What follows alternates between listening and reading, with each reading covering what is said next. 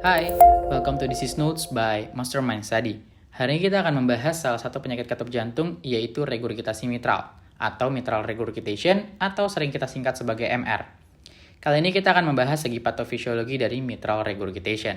Pada kasus mitral regurgitation, sebagian stroke volume ventricle kiri akan diejeksikan kembali ke atrium kiri yang memiliki tekanan lebih rendah dan terjadi saat sistole. Hal ini berdampak pada ejeksi darah menuju aorta lebih rendah dibandingkan total darah ventrikel kiri. Bersamaan dengan adanya aliran darah dari vena pulmoner, maka akan terjadi beberapa hal berikut. Yang pertama adalah peningkatan volume dan juga tekanan atrium kiri, penurunan cardiac output, dan terjadi stres akibat volume pada ventrikel kiri. Ketika volume dan tekanan atrium kiri meningkat, maka volume diastolik pun meningkat, sehingga terjadi peningkatan preload. Preload yang meningkat sesuai dengan mekanisme Frank-Starling akan menyebabkan peningkatan kontraksi jantung yang ternyata juga berperan untuk kompensasi penurunan cardiac output. Derajat keparahan dari MR dan rasio antara cardiac output dengan regurgitan ditentukan oleh 5 faktor berikut, yaitu adalah ukuran dari orifisium mitral selama regurgitasi terjadi, gradien tekanan sistolik antara ventrikel kiri dan atrium kiri, resistensi vaskular sistemik yang melawan aliran darah maju dari ventrikel kiri, compliance atrium kiri, dan durasi regurgitasi pada setiap kontraksi sistolik. Fraksi regurgitan dari mitral regurgitation dapat didefinisikan sebagai volume MR dibagi dengan total stroke volume ventrikel kiri. Rasio ini akan meningkat kapanpun resistensi untuk aliran menuju aorta akan meningkat. Sebagai contoh, pada kondisi tingginya tekanan darah sistemik atau adanya stenosis aorta atau AS, maka dapat terjadi peningkatan fraksi regurgitan. Lebih lanjutnya, peningkatan tekanan atrium sebagai respon terhadap volume regurgitan ditentukan oleh compliance atrium kiri. Compliance merupakan ukuran dari hubungan tekanan volume dari ruang jantung yang merefleksikan seberapa mudah atau sulit suatu ruang jantung dapat diisi. Sekarang mari kita lihat dari gambar berikut. Pada kondisi normal, aliran darah dari ventrikel kiri menuju aorta akan terjadi secara mudah. Berbeda kalau terjadi pada kasus MR akut. Pada kasus MR akut, compliance atrium kiri akan berubah sedikit secara tiba-tiba. Oleh karena atrium kiri merupakan ruang jantung yang relatif kaku, tekanannya meningkat secara substansial ketika atrium kiri dipajankan beban volume regurgitan yang secara tiba-tiba.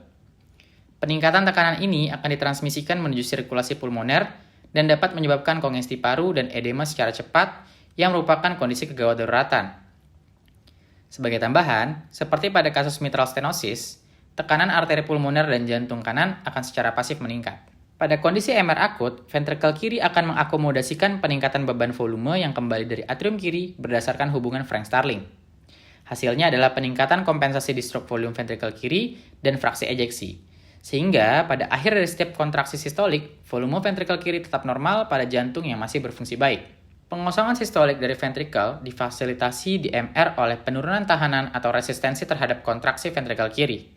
Hal ini dikarenakan aliran keluar ventrikel kiri ditujukan langsung ke atrium kiri yang bertekanan rendah dibandingkan menuju ke aorta yang bertekanan lebih tinggi. Selanjutnya pada kasus MR kronik. Berbeda dengan MR akut, pada MR kronik terjadi proses yang lebih gradual. MR kronik memberikan kesempatan bagi atrium kiri untuk melakukan perubahan kompensasi yang menurunkan efek regurgitasi ke sirkulasi pulmoner. Dilatasi dari atrium kiri menyebabkan compliance-nya meningkat, sehingga ruang atrium kiri mampu untuk mengakomodasikan volume lebih besar tanpa adanya peningkatan tekanan yang signifikan. Dilatasi ini bersifat adaptif untuk mencegah peningkatan tekanan vaskular pulmoner secara signifikan. Akan tetapi ada biaya yang harus dikeluarkan dari dilatasi atrium kiri, yaitu penurunan dari cardiac output. Hal ini disebabkan oleh adanya compliance dari atrium kiri yang memberikan wadah bertekanan rendah untuk ejeksi ventrikel kiri dibandingkan dengan aorta yang memiliki tekanan lebih tinggi.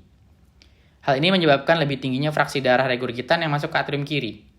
Gejala-gejala dari MR kronik adalah gejala rendahnya cardiac output seperti kelemahan ataupun mudah lelah.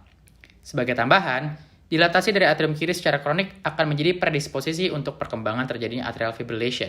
Pada MR kronik, ventrikel kiri juga mengalami dilatasi kompensasi yang bersifat gradual sebagai respon terhadap tingginya beban, sehingga terjadi hipertrofi eksentrik. Dibandingkan dengan MR akut, hasilnya adalah peningkatan compliance ventricle untuk mengakomodasikan kumpulan volume yang mengisi dengan tekanan diastolik yang relatif normal. Luaran keluar pada kasus MR kronik dipertahankan di kondisi hampir normal untuk beberapa waktu dengan mempertahankan tingginya stroke volume melalui mekanisme Frank-Starling. Selama bertahun-tahun, overload volume yang kronik akan menyebabkan gangguan fungsi sistolik ventricle, sehingga terjadi penurunan cardiac output dan gejala gagal jantung akan muncul. Oke, itu merupakan pembahasan mengenai aspek patofisiologi dari MR. Semoga bermanfaat. Thank you and see you next time.